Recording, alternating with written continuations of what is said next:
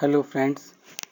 पिछले वीडियो में हमने संयुक्त क्षेत्र के बारे में विस्तार से चर्चा करी थी। उसकी अर्थ, परिभाषा और उसकी आवश्यकता के कारणों का भी हमने विस्तृत रूप से विवेचन किया था।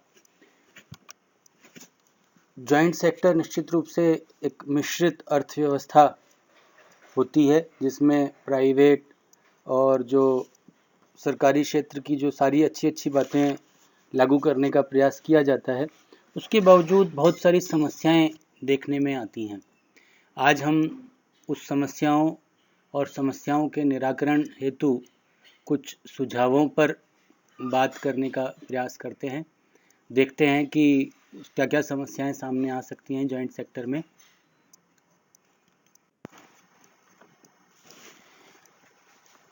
जॉइंट सेक्टर जो है निश्चित रूप से किसी भी देश के औद्योगिक विकास को गति देने में सहायक सिद्ध हो सकता है।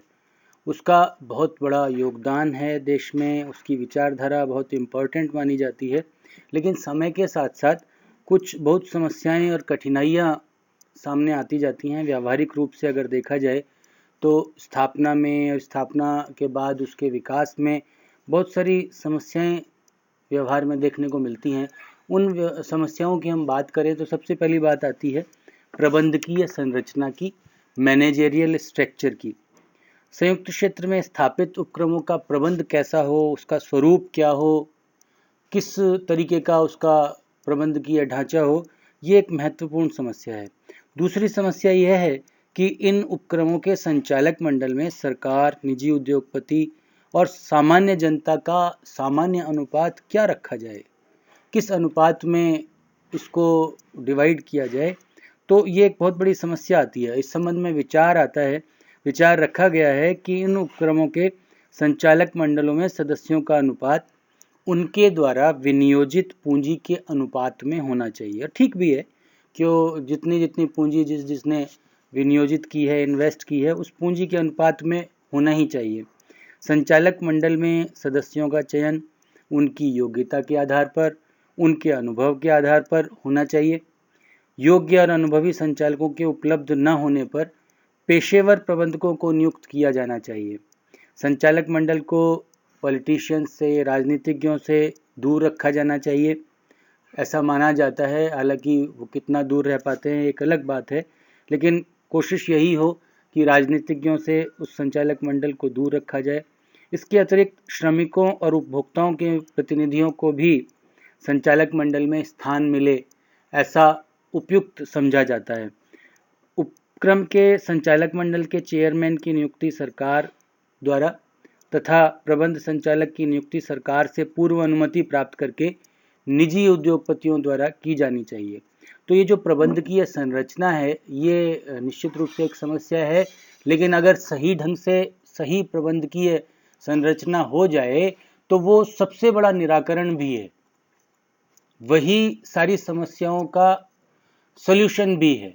तो प्रबंधकीय संरचना एक इम्पॉर्टेंट फैक्टर है, एक इम्पॉर्टेंट समस्या है, और सही हो तो बहुत सही समाधान भी है। दूसरी बात आती है समस्याओं के मामले में स्वायत्तता की, ऑटोनॉमी की। संयुक्त क्षेत्र के आधार पर स्थापित उपक्रमों के संचालक मंडल को प्रबंध में कितनी स्वतंत्रता प्राप्त होगी, कितनी स्वायत्तता प्राप्त होगी, यह भी एक महत्वपूर्ण प्रश्न है, महत्वपूर्ण समस्या है। और इसके लिए यदि इन उपक्रमों की प्रबंध व्यवस्था पर सरकार का कठोर नियंत्रण रहता है, सख्त नियंत्रण रहता है, तो लोक उपक्रमों और संयुक्त क्षेत्र के उपक्रमों में कोई अंतर नहीं रह जाएगा। तो वो स्वायत्तता निश्चित रूप से उचित होनी चाहिए। और दूसरी ओर इन उपक्रमों की प्रबंध व्यवस्था पर सरकारी नियंत्रण नहीं रखा जाता है, तो इन उपक्रमों के निजी संचालक जो हैं वो अपनी मनमानी पर उतर आएंगे। तो ऐसे में ये उपक्रम अपने उद्देश्य से भटक जाएंगे, अपने उद्देश्यों में सफल नहीं हो पाएंगे। अतः इन उपक्रमों को दैनिक कार्यों के संचालन हेतु पूर्ण स्वायत्तता देनी चाहिए, ऑटोनॉमी दी जानी चाहिए, तथा सरकार का हस्तक्षेप कम से कम होना चाहिए। और सरकार को इन उपक्रमों के महत्वपूर्ण मामलों में हस्तक्षेप नहीं करना चाहिए। तो इस प्रकार से स्वायत्तता समस्या भी है, और स्वायत्तता दी जाए तो निश्चित रूप से वो एक अपने आप में भी एक निराकरण का रूप भी है। तीसरी समस्या आती है कैपिटल स्ट्रक्चर की, पूंजी संरचना की। संयुक्त क्षेत्र पर आधारित उपक्रमों की पूंजी संरचना में विभिन्न अंशधारियों, जिसमें निजी उद्योगपति भी आते हैं, सामान्य जनता भी आती है, उन सबका कितना कितना भाग होगा, यह अपने आप में एक बहुत बड़ी समस्या है। इस संबंध में केंद्र सरकार और राज्य सरकार द्वारा दिए गए निर्देशों से यह स्पष्ट हो जाता है कि ऐसे उपक्रमों की पूंजी में सरकार का 26%, निजी उद्योगपतियों का 25% और सामान्य जनता और जो FIIs हैं, विशिष्ट वित्तीय संस्थान हैं, उनका हिस्सा 49% होना चाहिए। लेकिन इस संबंध में एक महत्वपूर्ण समस्या यह उत्पन्न हो जाती है कि यदि 49% अंश पूंजी सामान्य जनता और विशिष्ट वित्तीय संस्थानों द्वारा क्रय नहीं की जाती, तो शेष बचे भाग में से सरकार और निजी उद्योगपति किस अनुपात में अंश पूंजी खरीदेंगे। इस संबंध में यह सुझाव दिया जाता है कि सामान्य जनता एवं विशिष्ट वित्तीय संस्थानों द्वारा नहीं खरीदी गई अंश पूंजी को सरकार और निजी उद्योगपति समान रूप से खरीद लें। पूंजी संरचना संबंधी ये सारी बातें ऐसे संयुक्त उपक्रमों पर लागू होती हैं जिनमें विदेशियों की कोई भागीदारी नहीं है। अंश पूंजी में विदेशी सहयोग वाली इकाइयों की पूंजी संरचना में सरकार और लोक निगम का भाग 25%, भारतीय जो निजी उद्योगपति हैं उनका भाग 20%, विदेशी उद्योगपतियों का भाग 20% और सामान्य जनता का भाग 35% होता है। उदारीकरण की नीति के बाद सरकार ने इस पूंजी संरचना में विदेशी निवेश को बढ़ाने की छूट दी है। तो पूंजी संरचना निश्चित रूप से एक बहुत बड़ी समस्या है। सरकार का योगदान, गवर्नमेंट्स कंट्रीब्यूशन, ये भी अपने आप में एक बहुत बड़ी समस्या मानी जाती है। संयुक्त क्षेत्र पर आधारित उपक्रमों की पूंजी संरचना में सरकार का योगदान 26% होगा, किंतु इससे यह स्पष्ट नहीं होता कि यह हिस्सा केंद्रीय सरकार का होगा या राज्य सरकार का होगा। इसलिए ये निश्चित रूप से स्पष्ट होना चाहिए कि किसी उपक्रम में केंद्र सरकार का कितना होगा, राज्य सरकार का कितना योगदान होगा, और ये पृथक पृथक योगदान किस प्रकार से होगा। इस संबंध में यह सुझाव भी दिया गया कि केंद्रीय सरकार को केवल बड़े उद्योगों में ही, जिनमें 20 करोड़ या इससे अधिक की पूंजी का इन्वेस्टमेंट हुआ हो, पूंजी लगानी चाहिए। इससे कम पूंजी वाले उपक्रमों में राज्य सरकारों का योगदान होना चाहिए।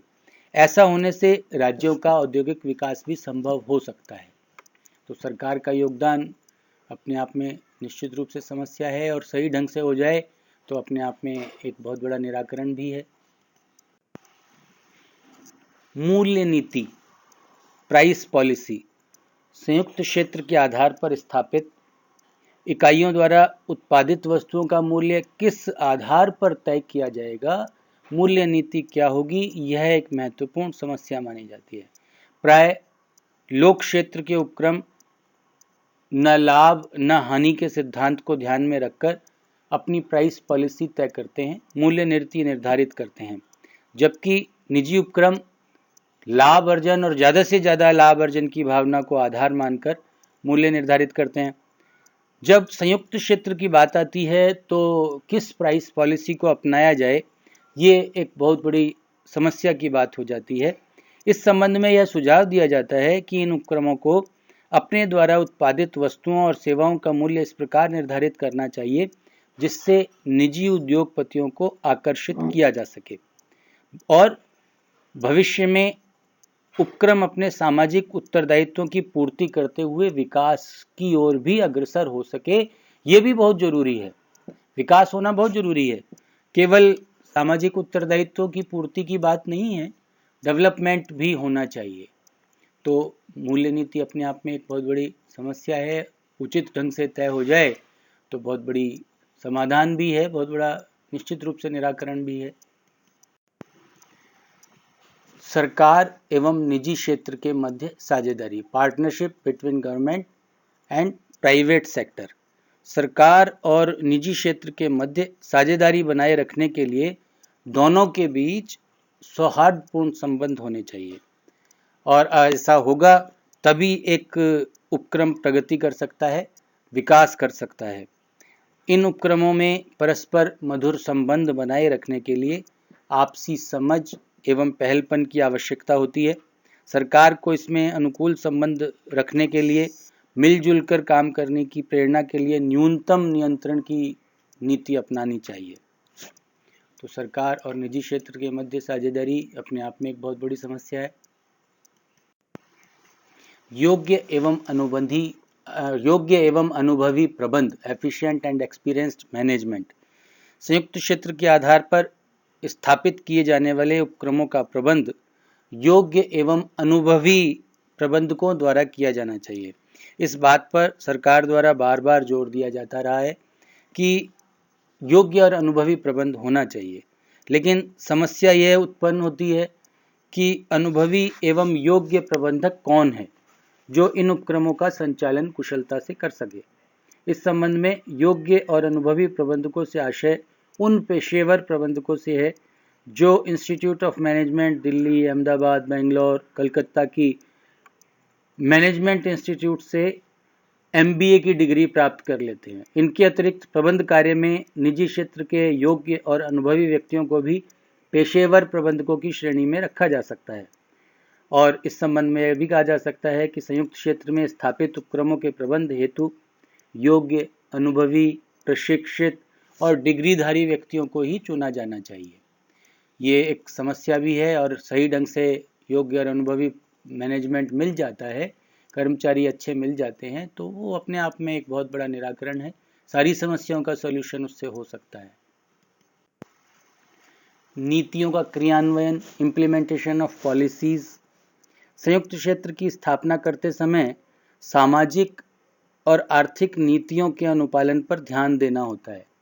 यह देखना होता है कि संयुक्त उपक्रम उन्हीं क्षेत्र में खोले जाएं जिनके लिए औद्योगिक नीति की व्यवस्था की गई है। निजी क्षेत्र के लिए वर्जित उद्योगों में ही संयुक्त उपक्रम स्थापित किए जा सकते हैं। इसके अतिरिक्त अन्य सरकारी नीतियों को भी ध्यान में रखा जाता है। संयुक्त क्षेत्र की स्थापना ऐसे क्षेत्रों में की जानी चाहिए जिसमें मध्यम और निम्न दर्जे के साहसियों को प्रोत्साहन मिल सके। तो नीतियों का क्रियान्वयन भी अपने आप में एक बहुत बड़ी बात है, बहुत बड़ी समस्या भी है, और अगर सही ढंग से नीतियों का क्रियान्वयन हो जाए तो वो उचित निराकरण भी माना जा सकता है।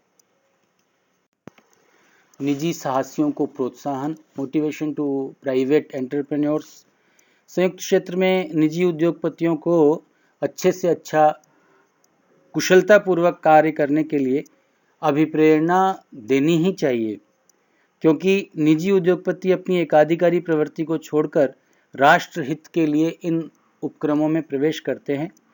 अपने उपक्रम की पूंजी संरचना में भी सीमित हिस्सा होने के कारण उनका हित सीमित रहता है, और इस कारण से निजी उद्योगपतियों को संयुक्त उपक्रम के क्षेत्रों में पर्याप्त प्रबंधकीय, पारिश्रमिक, उचित लाभ और अन्य प्रेरणा प्रदान की जा सकती है, जिससे अन्य निजी उपक्रमी जो संयुक्त क्षेत्र की ओर आकर्षित हो सकते हैं।